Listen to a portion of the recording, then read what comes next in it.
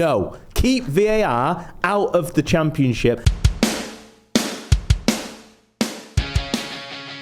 Hello, welcome back to the Sportsman Untitled Extra. My name is Seb Parkins and I'm sitting in once again for Simon, who's decided not to come to work again. He's still sulking because Cov got beat at the weekend. They might have won midweek because we don't know, but we're recording this on Monday. Probably have won. Can't believe that Blues won 4-0 as well. I know, 4-0, all the 4-0s, yeah. Well done. Well done, yeah, all commiserations. Oh yeah, lost 4-0. This is a special mailbag episode. We asked you to send in your questions on one of our previous episodes, and we've now compiled some of your questions. Some of them were very inappropriate. Don't do that again, but some of them were very, very good. If you want to get involved, all you've got to do is leave a comment. We are going to set up an email address, but leave a comment with your question. Just title it Mailbag, and we know exactly where it's for. Right, we'll kick off with the first question. Connor, you mentioned about this player on the show earlier in the week. The question is, what Premier League club is Ethan Galbraith going to be playing for next season? I don't think he will be, but there is definitely potential that maybe Galbraith would go to a side going into the Premier League. Let's say Blues were to go up, or a team maybe fit into an Ipswich quite well. I think McKenna would do a really nice job with him. I don't think right now he's probably ready for the step up into one of the core Premier League teams. Chris? I'll go Birmingham City and hope that we're up there. Yeah, I'll take him. So, yeah, I'll go. Okay, well, Premier League team. Let's throw in Blues just because you're here. All right then. Leeds? No, he said Premier League next season. bit of a more on a lighter note. Which Championship footballer would be best at minding your dog, Chris? I'd go for the ever trusty Pek Sung-ho at Birmingham City. Why not? I'd like lovely guy, and safe, dependable. I'd say pair of hands, but he's not. Pair of feet. But yeah, I'll go Pek. What do you reckon, Connor? What are we saying? Matt Grimes, consistent, seems like a reasonably nice guy. Very close to his mum by all accounts as well. But yeah, been relatively consistent in the Championship. I think he'd really mind the dog well. All right, next question. The standard of officiating in the Championship isn't great, in brackets, and that's being kind. With that in mind, should VAR be introduced or at least trialled in the league? This is from Keith in Stoke-on-Trent. I'll give you my opinion on this. No. Keep VAR out of the Championship. I hated it when it came into the Premier League. I hate the fact that it's involved in any aspect of football. I didn't mind it so much during the World Cup or the Euros or whenever it was when I actually seemed to get it right. But in the Premier League, there's so many more mistakes. I actually prefer arguing with people about a referee's decision, a human being's decision, rather than going to Stockley Park and having to watch them get it wrong. They keep making changes to it. They keep changing the rules. The handball rules change. The semi-automated offside rules change. Everything just changes every season because they just can't get it right. Get rid of it. Do not bring it into the Championship. Chris, I know you've got an opinion on this. What do you reckon? Just to check, was that a no? It was a categoric no. Keep it out. Okay, for me, no, because of how VAR is currently implemented. For me, if you look around other sports where they use the review system, there's an element of human allowance. So for offsides, it would be that a team challenge it. They have so many challenges that either the captain or the manager can use, say, 2 per half, 3 per game in total. The officials can be in the office looking at those decisions while the game's being played, and then if it's reviewed, it goes upstairs and they've already looked at it.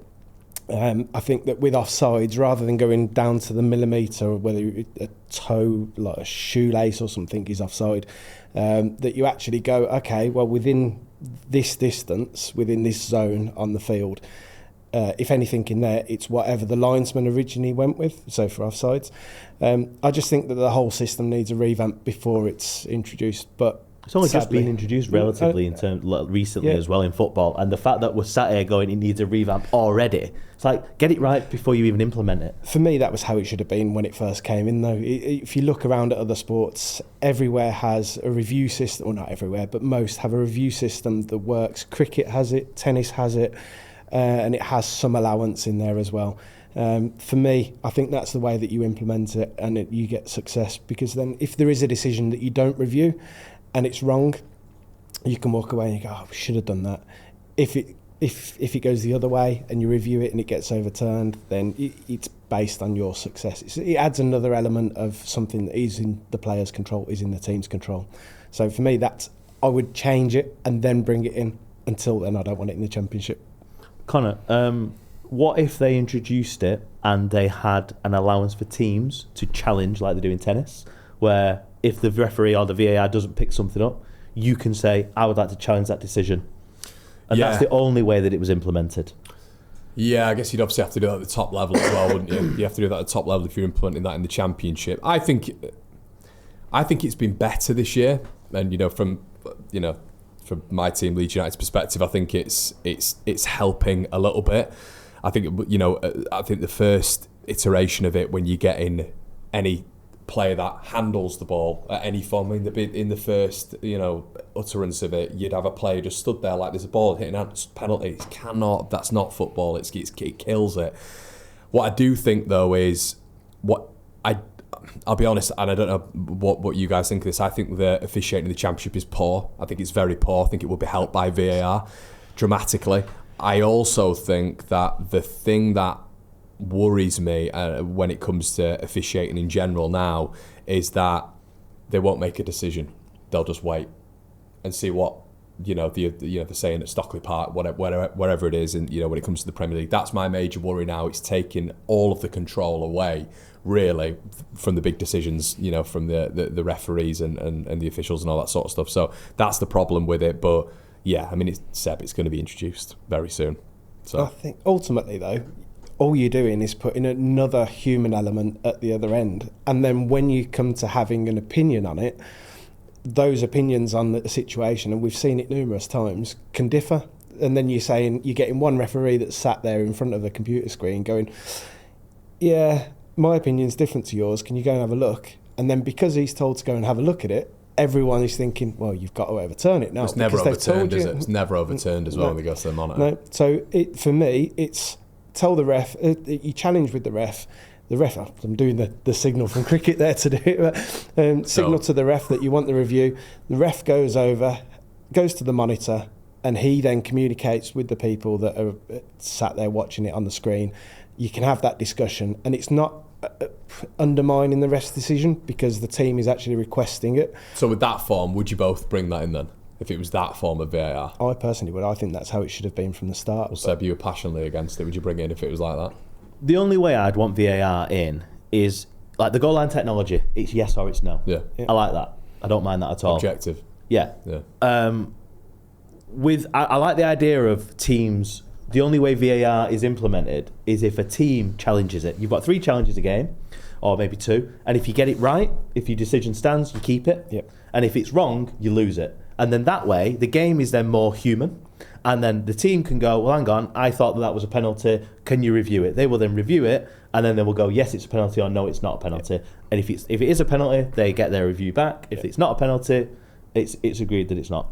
That's just how I think it should be. But in terms of like the minute detail of like the offsides and stuff, and like what constitutes handball, as you said, the VAR is looking at it, and it's like, well, it's just another referee who sat 300 miles away in a satellite truck watching it. So we're then disagreeing with his decision or her decision, as opposed to the person on the pitch. So that's just I just don't. How many times have we seen these decisions that have been given and no one has appealed for it? And the game's just gone on. And then, VAR reviewing process. And you're like, what for? Oh, potential handball. Yeah. Well, nobody thinks it's handball, so just crack on, carry on with the game. Yeah. And offsides as well when they've been really close. Yeah. And then there's been a foul in the build-up to the play that nobody's noticed or appealed for, and all of a sudden, it's just like, come on. Yeah. All right, let's move on. I think the only thing that they would need to come in and say, I think you've missed something there, is like serious foul play where there's been a red card or something. Yeah, or someone's elbowed someone in the ribs or whatever. It's got look at the next question. Well, let's just stick with VAR. I told you that would happen if we talk. Listen, in the comments, let us know what are your opinions on VAR. Leave some questions and we'll do another mailbag episode soon. All right, a bit of a light note, gents. Top 3 flavours of crisps across the panel. From bottom to top. Top to the bottom. It's a slow news day. I mean, go on. Beef hula hoops are the elite, aren't they? Oh, you're actually doing the crisp brand as well, not just the flavour. Roast beef hoops. Salt and vinegar. All the brands are available. Salt and vinegar for me, top. Salt and vinegar. Yeah, elite. I'll give you mine. Balsamic vinegar. I'll give you mine. Yeah. It's Sea salt. prawn cocktail, Seabrook. It's tomato ketchup, Heinz. Oh, child. And then it's cheese and onion squares. Tomato ketchup crisps. Yeah. Oh my god. They're a bit like prawn cocktail. No palate, if we're going no taste. Go on, are you eating those Lancashire fine crisps? that My you favourite crisps Ready salted. Lightly salted. ones that you get the piece of salt that you tip in the bag. Oh, what were they? Just ready. I don't know, they were white bag, At school. weren't they? Yeah, like the white bag. The best crisps out there are either salt and vinegar discos or salt and vinegar McCoy's crisps. Your onion top discos three are good. all salt and vinegar, just different Pretty much, brands. So flavours. What's the is saltiest? Salt and vinegar. All right, biggest club in the Championship. I didn't give my top three. Oh, sorry, Chris. I thought we were too childish. Passionate on that. Hula hoops top. Yeah. Worcester sauce second. Good shout. Sea salt and cider vinegar third. Oof. All right, Specific. who's the biggest club in the Championship? I mean, what are you basing it on? Your that's opinion. Quick answer, Chris. Okay. At the moment, then, Don't you dare. as much as it pains me historically, I'd probably go West Brom. Sheffield Wednesday. Really? See, I got Preston, but I think that's because I'm basing it on the fact that they've not been in the Premier League. I think it's because I've got them in the. That was like something in between us. Crisps! He spent all money on fancy crisps! Preston. Preston. Greatest respect. This is why I'm not on the show, by the way. This is why I'm sacked from today. All right, death row meal, Chris. What's your death row meal? I'm rubbish at this. Steak and chips, I think. It's such beefing on your hula hoops from sounding it. I can have them in my cell, can't I? All While I'm waiting. Well, steak and chips. Steak and chips. Steak. Yeah. Connor? Fish and chips. Barbecue Americano from Pizza Hut, cheesy bites. That's what he's having after this. That's what I'm having. That's straight after this. All right, back to the football. What's Kieran McKenna's next move? He's been linked with Man United in the past and more recently at the Celtic job. Can Ipswich keep him long term, or will he move on in the summer, regardless of their league and position and status? League position and status. I thought I might have seen him moving on at the end of in the summer just gone. So I'm not sure that there's anything that he'll be interested in taking at the moment, because there were Prem jobs that I thought he might have been up for. Was it Brentford? That I thought Thomas Frank when he went to Spurs, yeah. Yeah, I thought he might have gone for that. I thought that might have been a good fit. But Wolves might have come in for him when they. I mean, you're not going to leave Ipswich to go to Wolves. No, he left Middlesbrough though, didn't he? So yeah, Rob Edwards. I thought maybe Celtic. I thought maybe that was the one. Rangers as well was mentioned when. Obviously, chance to play European football as well. Win a domestic competition. Two massive clubs. So I think that'd have made more sense. But I mean, I think he's probably got a little bit of a feeling for going with Ipswich again. If they get back up, giving it another go, learning from the mistakes. Yeah, I agree. Millwall, Preston, Bristol City are all in and around the top six, pushing for playoffs regardless. None of them have played in the Premier League. We touched on this in the show earlier in the week. Will we see a new team in the Premier League next season? Yes or no? One of the three. No. Chris? No. No. I'd like to see Preston in the Premier League. Or Millwall. You like Preston? Yeah, you really like Preston. I didn't before today. I didn't. I mean, it seems that I've got a soft spot for Preston. You sure he's not having Spud Bros for lunch? Sponsored by. Right, last one. How many English football clubs can you name before your mind goes blank? Connor? Chris. You're the guest, mate. Yeah, we could do that actually. 92. You go first. You just give me the first name. Doesn't have to be the full club. Arsenal. Oh, what am I going through? I'm not involved. This is pressure's on you. Pressure's on you here, mate. Make sure I should do one, then he does. Yeah, but if your mind goes blank, all right. If you do you want to do Quickfire, get the wide camera on then, so you can just keep going back and forth. All right, then, ready? Go. Arsenal. Oxford. Aston Villa. That was a blank. Norwich. No Erms. Blackburn. Ipswich. Birmingham City. Villa. Bolton. I've said Villa. Did you? I just said Villa. I wasn't listening to The second one that I said was Villa. There you go. Is that gone blank now? Gone past 12 minutes anyway, so. I can't believe that Ipswich fans won me that. Let us know in the comments, is Kieran McKenna here to stay, or are you concerned that he's going to go? And everybody that's watching, let us know what you think about VAR I've been Seb Parkinson. You won't hear from me ever again after this shambles. But thanks for watching. Really hope you enjoyed the Q&A. A bit of a relaxed atmosphere. Our Christmas special is coming up in a couple of weeks. We've got our secret Santa. Santa Claus himself may make an appearance. We don't know yet. He might do. It's not you, is it? Maybe. It's definitely him. Thanks very much for watching. Don't forget to like, subscribe, or, unsubscribe if you've really hated this.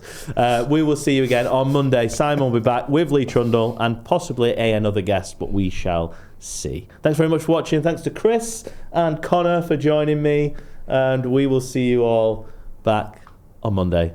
Goodbye.